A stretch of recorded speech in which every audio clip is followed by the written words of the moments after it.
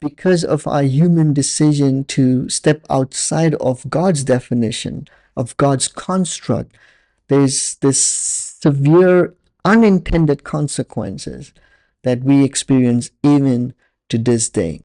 Welcome to our next video in the Connect curriculum. Today we're going to talk about Act 2, the fall. So we're in this chapter of the Connect curriculum, lesson 4, the story of the Bible, part 1. And we're going to go through this section, and hopefully it is helpful to you as you are facilitating this with the youth. So I've mentioned Act 2, the fall. The first act is the act of creation. In this one, we will look at the fall. And in Genesis 3 verse 5, we read, "For God knows that when you eat from it, your eyes will be opened, and you will be like God, knowing good and evil." So as we discussed, who defines good and evil is actually essential and integral to, in fact, defining reality itself. And you can think about it from, even in popular media, movies, music. In fact, you can ask the youth, are there any contemporary movies or music that really highlights this point, that the definition of good and evil is changed or modified, and so evil is defined as good and good is defined as evil, and then it gets played out in the storyline, and eventually, hopefully, good triumphs, the real good triumphs, and not the false definition of good. So here's some examples I can think of where, again, it's the distortion of good and evil. So for example, performative activism. This reminds me of a time in South Africa when we were volunteering for a project, and the coordinator of the program gave a orientation. And so we had a bunch of people come from around the world, and the first lesson or the orientation was really about don't take pictures and post it on social media. Again, it's not all bad, or the intentions may be good, like, hey, I just want to let people know what I'm up to, but it can actually become performative activism, right? Like, I'm going out there to serve, and I'm going to post it on social media. I'm going to get a bunch of likes and comments and whatnot.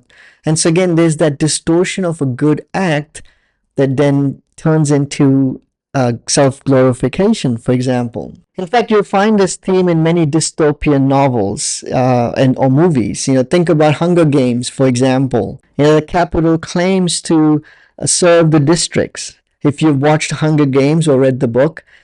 But in reality, the capital is just simply consolidating their power. They are authoritative, and they're abusing the districts in order to keep being in power. Again, their definition of good is actually harmful to the rest of society. So again, have a discussion with the youth. Do they agree or disagree that whoever defines good and evil define reality? This is actually a really important point when you really think about it. In today's debate, for example, we can challenge our virtues, right? Like, what is good virtue? What is not good virtue? What is sin? What is not sin? And we can really have passionate dialogue and debate and serious disagreements. But what we fail sometimes to recognize is who is defining this good or what is evil. Is it us? Is it society? Is it our family? It could even be the church we're part of, right? What is considered good, what's considered evil? Or do we come to God and submit to God's definition of what is good, what is evil? And we see this theme actually run throughout the Bible. And in Genesis 3, the decision humans make, which we make even to this day, is to go by our definition of good and evil and reject God's definition of good and evil. Let's take a look at Judges 21, for example. In verse 25, the Bible reads, "In those days Israel had no king. Everyone did as they saw fit." And this describes us to this day, how we still practice this behavior. So discuss with the youth, in what ways do we define good and evil for ourselves? Hopefully this could be a rich conversation that you're having amongst yourself. And on that point, I'll just also mention the goal is not to finish these lessons in record time. Okay, that's really not the point of it. It's really to learn, to grow, to ask some self-reflective questions, and have good discussion to really get to the heart of the matter. And so hopefully this lesson can help you do just that. So now, what are the consequences of the decision made in Genesis 3? Well, you can read through Genesis 3 and encourage the youth to do the same. But here's some of the consequences: pain, suffering, toil or hard work, death, relational fracture between humans and God. Well, the one we will zero in on is Genesis 5 in verse 3. The Bible reads, "When Adam had lived 130 years, he had a son in his own likeness, in his own image, and he named him Seth." So this is one of those interesting insight that the Bible gives, that humans are made to be in God's image, but because of our decision to rebel or to go against God and to follow our own path, our own way, our own definitions, something happens to our image. Something happens to us in us representing ourselves or our ancestors or our own culture or our society that we grew up in or whatever else but God. Okay, and so here's something interesting I wanted to point out. After the flood, if you can read through it, look at what Genesis 9 verse 6 teaches us. "Whoever sheds human blood, by humans shall their blood be shed. For in the image of God has God made mankind."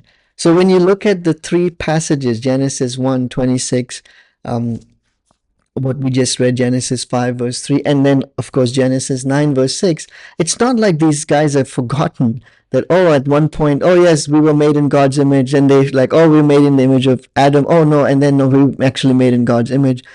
I think the Bible is telling the story of image corruption or distortion. We are made in God's image, but because of our decision to represent ourselves, our image is distorted. And that's what we read in Genesis 5.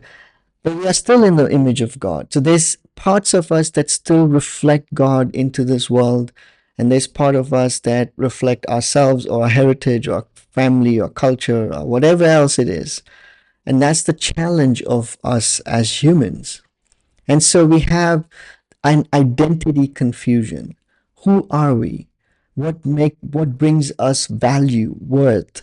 And these are all questions. These are good questions.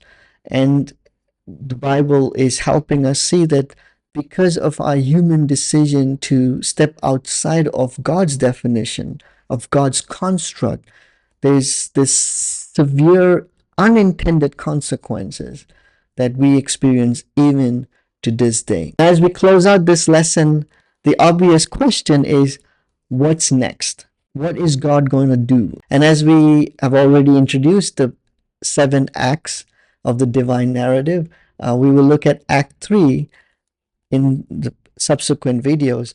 But in the next video, we're going to focus on the practicing Berean section for this particular chapter. So hopefully this video has been helpful to you. Thank you again so much for watching this video.